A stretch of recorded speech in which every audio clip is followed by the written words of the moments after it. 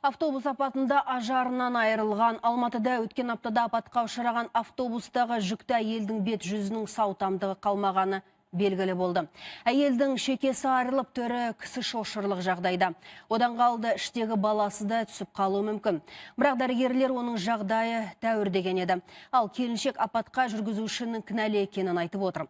Оның айтуынша, бұған дейін болған оқиғаны басқа көліктерден көріп келген жігіт автобустағы аяғын сыртқа шығарып айдаған көрінеді.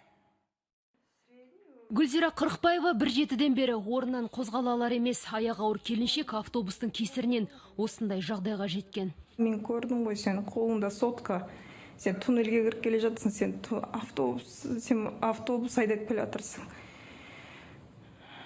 Деп солай апай айқай салды, сенің бір аяғың терезеден шыққанын мен көріп отырмын деп, менің сөзімді сол жердегі автобустағы кісілердің бәрі растайды, өйткені сол жерде бәрі айқай салды. Аяғын автобустан шығарып айдаған жүргізушінің кесірінен енді оның іштегі сәбиіне қауіп төніп тұр екен. Ал өзінің бет жүзі кісі шошырлық жағдайға жеткен. Автобус апатынан маңдай терісі айырылып түсіпті. Жүкті әйелдің жайынан әлі есін жимаған дастан жүгенсіз жүргізуші мен автопарк басшысын жазасыз қалдырмауды сұрап отыр. Бір-бірімен автобустар жарысып жүреді, как будто бізді мал алып келатқан сияқты. На самом деле бәрі тірі жандар ғой, бәрімізде.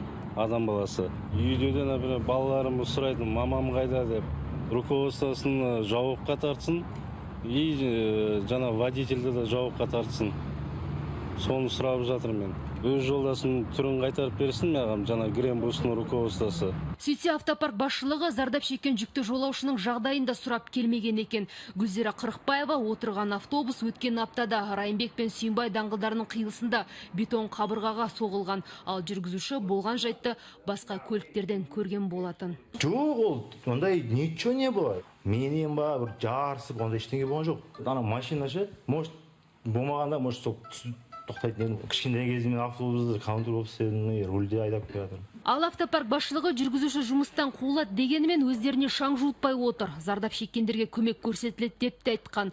Бірақ жарақат алған жүкті жолаушының жағдайын білмек түгілі ауруханада жатқаннан да хабарсыз болып шықты. Она где лежит, в какой больнице? Я сейчас сотрудника отправлю, какая помощь нужна от нас, мы оплатим все лечение. Ал терезеден аяғын шығарт дегенге автопарк басшылығы сол күйі сенген жоқ. Айтуынша жолаушының айтып отырғаны өтірік екен. Енді оқиғаның анық-қанығын тергеушілер анықтайтын болады.